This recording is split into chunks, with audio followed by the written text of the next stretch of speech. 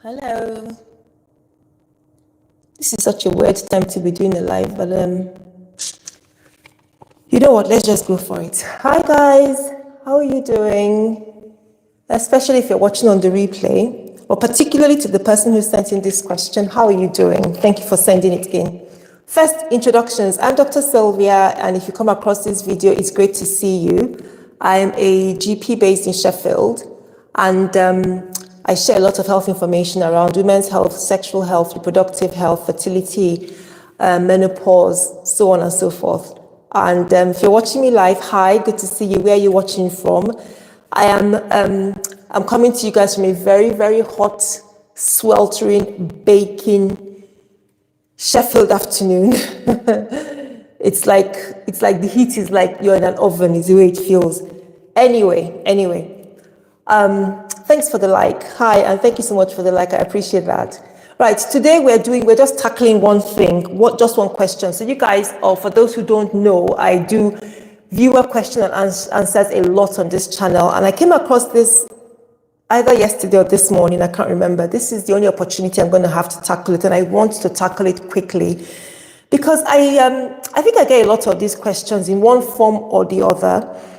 And there are many reasons I wanted to address it, not just to give an answer, but to try and address the concern I have by, when women, girls are sending in these kind of questions. All right, so quickly by way of disclaimer, don't forget you guys, greetings. Hi, Melody Evans Haley. Hi, from Milwaukee, USA. Thank you so much for joining the live. How are you doing? Thank you so much for clicking. I bet it's hot where you are as well. I don't know if you guys are up to 33 degrees. Last time I was speaking to somebody from the US, it was 80, which was about the 30 something degrees. So anyway, what's your weather like? Mine is baking, but I hope you're managing. I hope you're keeping cool, drinking plenty of fluids.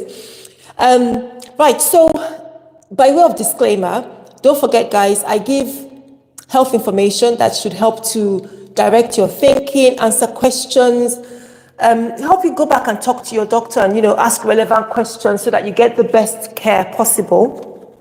That's the intention. I can't specifically treat anyone or any person's health condition, and that's not my intention, because to do that, I would need to be your registered medical provider, and I would need to have access to your medical information and so on and so forth, which of course, we can't do on YouTube or any other social media platform.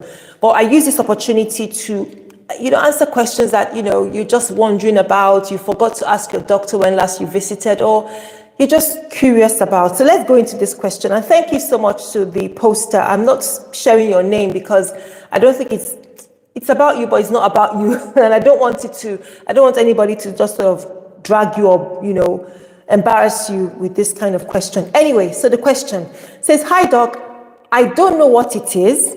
It's near to my clitoris. It seems to grow. It's painless. I don't want to see a doctor for this, please. How do I cure it at home? So this is a question somebody sent in. Thank you for sending the question. And I think it's very brave of you to send this question, because I know that many of us would have something like this and feel embarrassed or shy or just anxious about going to see the doctor. So if you're just joining, let me repeat the question one more time. Sorry, because it's live, I can't. I don't know how to sort of prepare these things. Oh, hi, Melody. She's saying, my first time watching, I was compelled to tune in today. Yes, it's very hot here. Yeah. 70 degrees. May God continue to richly bless you always. Amen. And you as well. Thank you so much for watching. I appreciate that. Okay, so the question again. Hi, doc. I don't know what it is. It's near to my clitoris. It seems to grow. It's painless. I don't want to see a doctor for this, please. How do I cure it at home?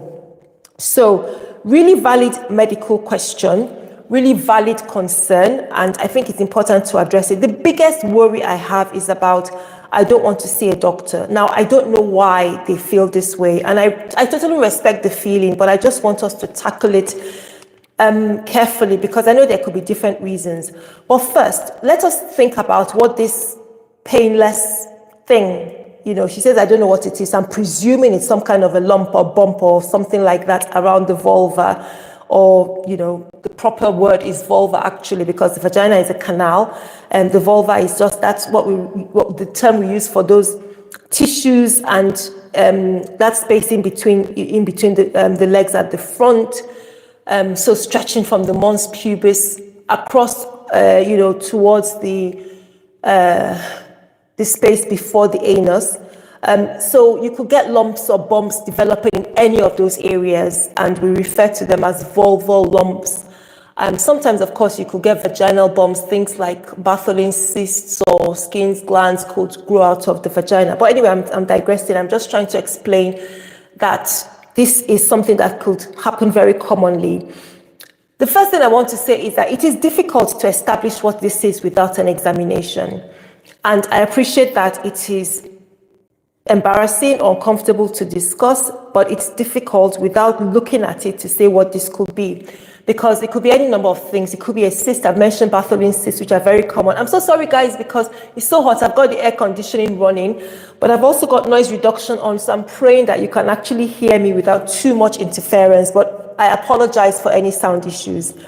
Okay, so, and I'm doing this in the car because once I get into the house, it will just be so hot, and then I've got a lot of other things to sort out. So this is my quick 10 minutes to address this, and then we're done.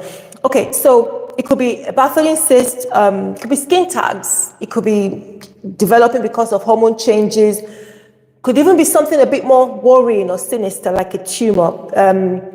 Even if it's painless, the fact that it's painless doesn't mean that it's not something serious. We can't make that assumption. And because certain changes could be painless to start, and then by the time they spread and become quite complicated, that's when they become painful. So never, ever, ever assume. Or there could even be some kind of infection that's low grade, but if you leave it with time, it becomes something more serious. So the point I'm trying to make with this is that we can't identify this without looking at it and examining it. And these things have different treatments. So just because they're happening in one location doesn't mean that you can treat them. It's not one size fits all. You could have warts, genital warts that happen there. The treatment is completely different to Bartholin cyst, and in fact, infected Bartholin cyst or an abscess. Different to what you would do with a tag, different to the way we treat vulval cancer. So you can't assume that because it's located in that one area, you can just treat it with a home remedy. And that's why this question really concerned me, even though I understand, I can appreciate why it can, you're worried about going to see the doctor. And the second point I want to make is home cures. There's none that we can say is safe without being sure what we're treating. It's very, very hard to say, right, this is a safe or proven cure. So, we hear all sorts of things, oatmeal baths for, benign cysts, or coconut oil to massage down below. I'm not recommending any of that. I'm just giving them as examples. Melody says, you can hear me just fine. You're a sweetheart. Oh, thank you so much for confirming that. Thank you. Coconut oil, things like vinegar or garlic, or using essential oils. These are things that you hear online that people would suggest that we use for treating conditions like this, but we have no evidence that they are safe or that they are proven to actually work. I think the car just went off. I can't sit here without the air conditioning. It's crazy. It will just be madness. Okay, they might not be the right treatment, number one. And number two, they could have side effects. Don't think that because it's a home remedy, it doesn't have side effects. No. Okay, so they can also cause problems. They can burn the skin, or they can even cause infection themselves. There's one of my videos, was it last year or sometime, I did all these things that we put, what are they called again? Not douches, even douches have their own issues, but some of these poultices or things, vaginal, I can't remember the name, that people put down below can actually cause serious harm. And so that's an issue. The other thing is that if it's something that's hormonal, or if it's a structural issue, you need specific medication, or surgery might be the treatment. So for these many, many reasons, okay, it's not enough to treat this at home. It's not enough. Somebody who knows me is walking past. I'll see you later. It's not enough to treat this at home. DI fixes wouldn't cut this. And then the other reason, hi Sherry, I'm based in the UK. How are you, and where are you located? Where are you watching from? The other issue when it comes to treating vaginal lumps or bumps, or vulval lumps or bumps and things in this area at home is if you just try, let me just try this and see if it helps. How long are you going to do that for? You could do that, and because you're relying and waiting for this home remedy to work, you're delaying possible treatment for the problem.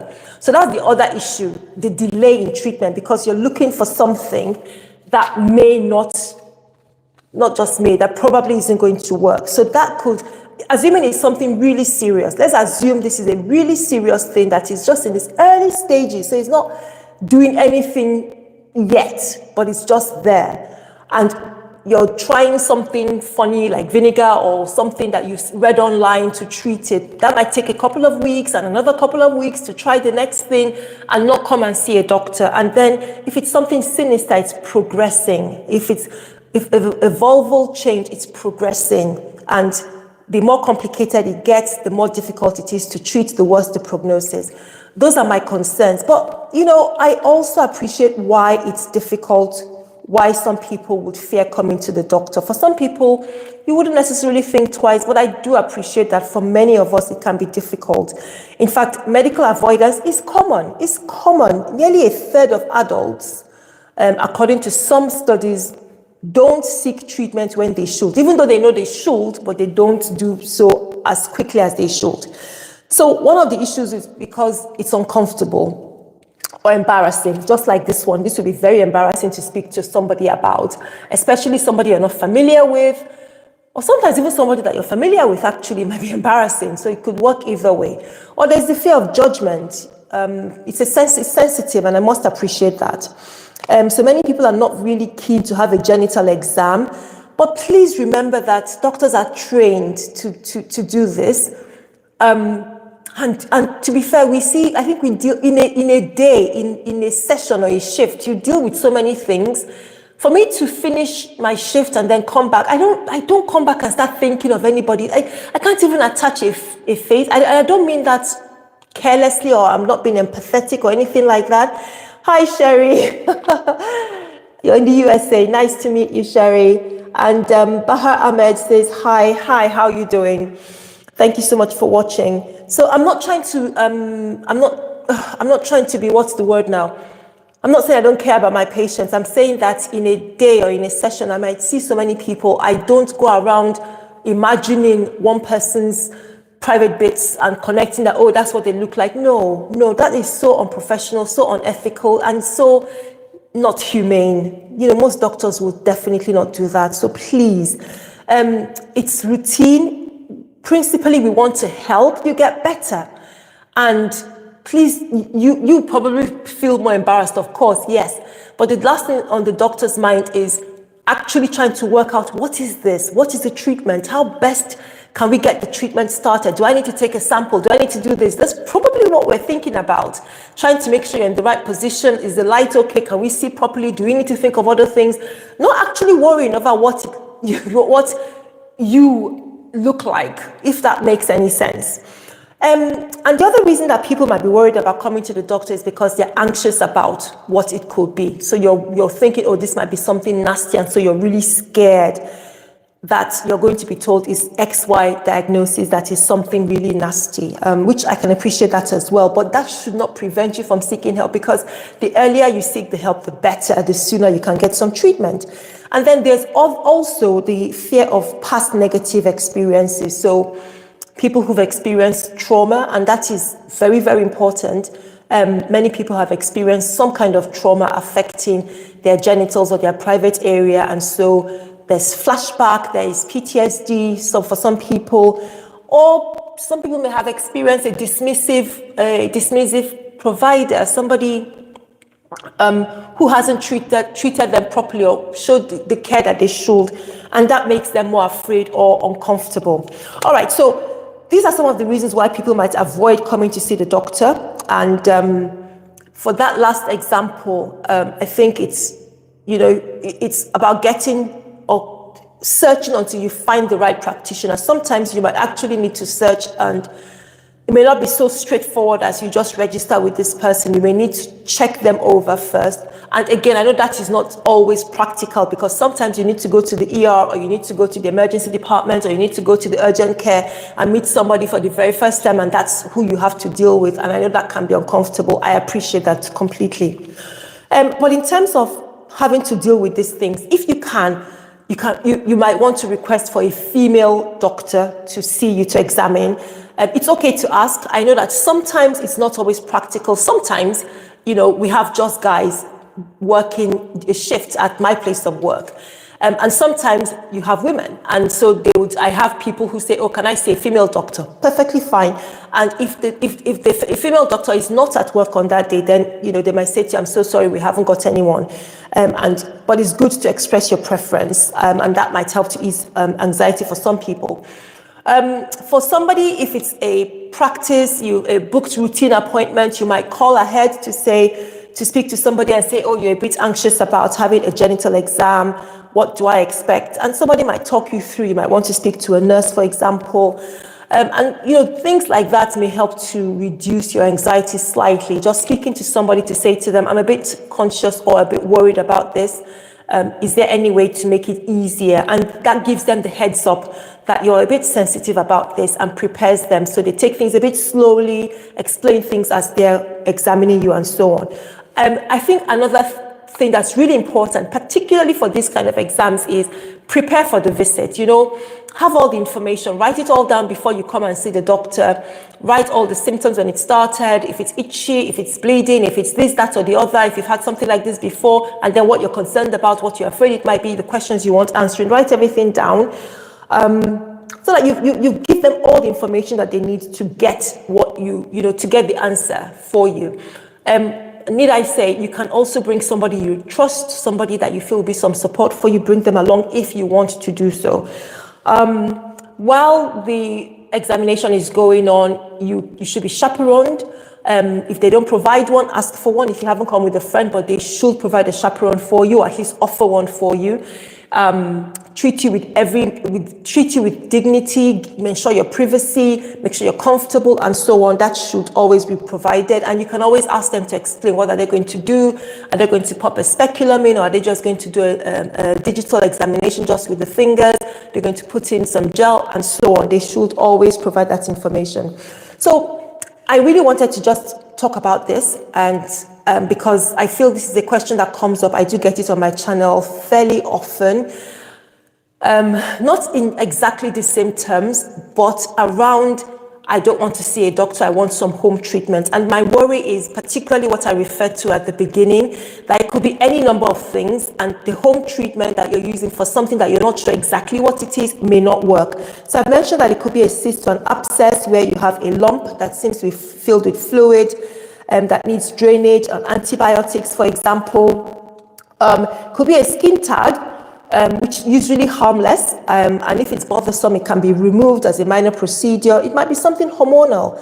It may have something to do with, being pregnant, coming off the pill, perimenopause, different things, that could, or having PCOS, for example, or even a tumor could cause hormonal changes. So you might not know this until it's actually looked at or even tested. Treatment might mean hormone therapy or surgery. It might be an infection. It might be thrush. It might be a sexually transmitted infection, even though she said it's painless. I'm just sort of going through all the possible ranges of what it could be. And if it is an infection, sexually transmitted, or something like thrush or BV, they will need different treatments. The treatments for those are different, and it's not garlic and vinegar and what have you, do not cut it. So these are some of the examples. It could even be some anatomical variant, something that is just uniquely you or an individual, that it's not in other people, but it's not an abnormality. We call that a variant. So it's not a disease. It's not going to harm you or cause significant problems. But it's just a variant. And at least you can get the reassurance that somebody has looked at it and they have identified it, and you're not sort of going on for weeks or months or years worrying about something that you don't know what it is. You've tried all manner of things and they've not worked. So look, to cut a long story short, let's round this up. I think your health and peace of mind matter too much to risk some fixes that are not proven. You're not even sure you're using the right fixes.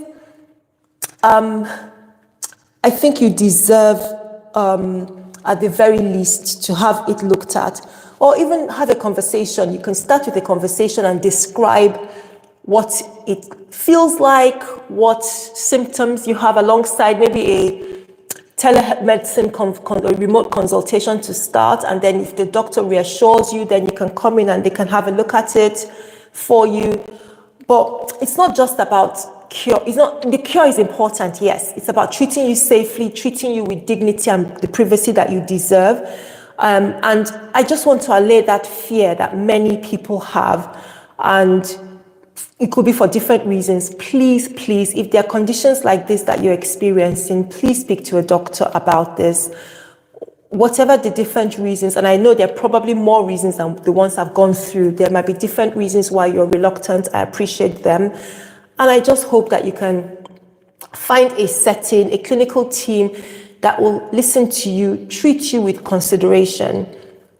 Please don't just use any over-the-counter remedy. It's important that we know what you're dealing with first so that you get the right treatment. So I hope that's helpful. Again, thank you so much to the lady who shared that question. I really appreciate it. And I just thought, you know what, let's deal with this and hopefully get many more people feeling a lot more confident about coming to speak to their doctor, their nurse, even about something that is quote unquote embarrassing or potentially embarrassing. Part of our job is actually to help you feel less embarrassed or not nervous or less anxious about the procedure. So I hope I've gotten that across in a good way. Sherry Reed says, nice to meet you too. I understand I'm a retired, oh yes, I'm a retired nurse. Absolutely, Sherry. Thank you so much for saying that. And it is part of the thing that we deal with. And, hopefully with conversations like this, bit by bit, we get people feeling a lot more confident about their bodies, about their health, and about their clinical team. Right, this is where I'm going to call it a day. Thank you so much for watching, guys. Please share this video. Thank you so much, everybody who's giving it a like. I appreciate you. Hope the rest of your day goes well wherever you're watching me from, and it doesn't get any hotter. Although, okay, somebody was saying at the beginning, was it Elaine? Melody was saying at the beginning that it was just 9, or before 10, it was already 70 degrees. Gosh, okay, so hopefully doesn't get hotter. Yeah, Melody, you're welcome. She says thank you. You're very much welcome, Melody. Hope you manage. Get lots of water. Stay well hydrated. Get out of the heat. Get into the shade. Anyway, hope you guys stay well, and I'll see you again soon. Bye bye.